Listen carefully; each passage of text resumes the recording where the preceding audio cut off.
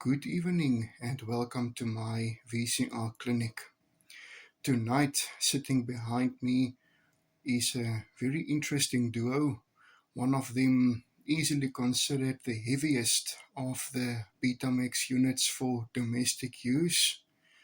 That one being a Sanyo VTC 9300.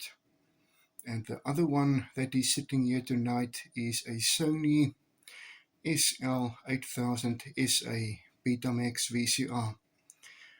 So what I'm going to attempt to do tonight is to use the Sony as a donor VCR for belts for the Sanyo VTC 9300.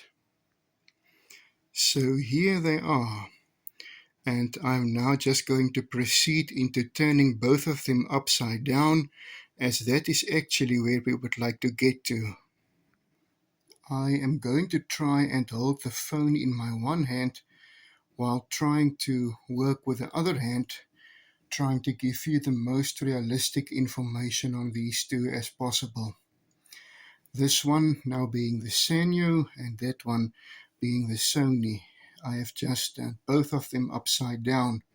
Now I'm simply going to proceed into opening them up, and it's simply these 4 screws on each of them that's holding everything in place at the bottom.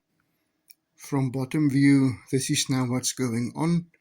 I have just removed the 2 bottom sides of them. This one being the Sanyo, this one then being the Sony.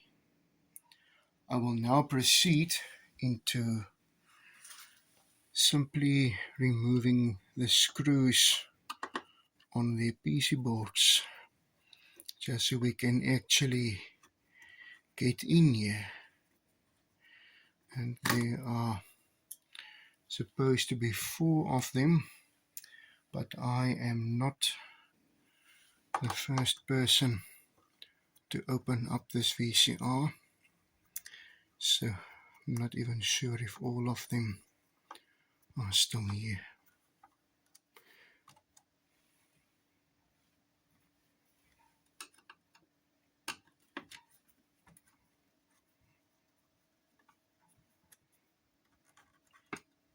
I'm now going to proceed in just taking out all of these screws, and then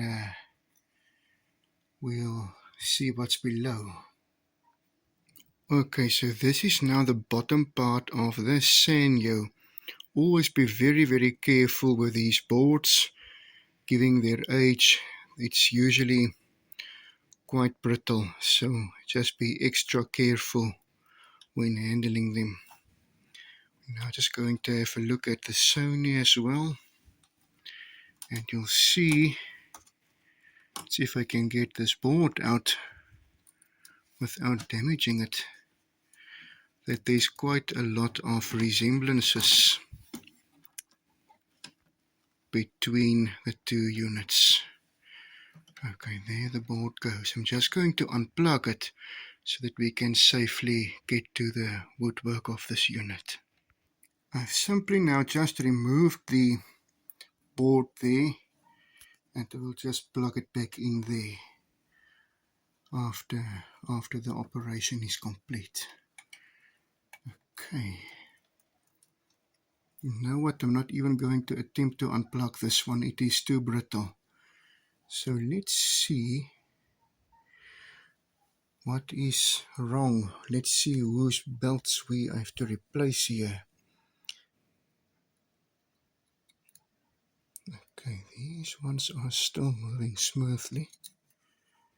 And it was actually only the one motor on these units that actually moved everything around. You can see here, the belt is missing here. And gratefully, this belt is still intact on the Sony.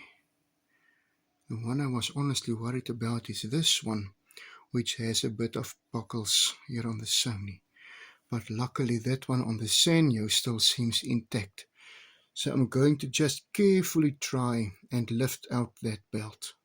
So what I've done, I have just removed the plastic cover here as to easier place the belt over the pulley, just to make sure that I don't damage this belt after so many years of still staying intact. Now, as far as I am concerned, our job here is now done. I'm just going to place back this plastic cover that I have removed.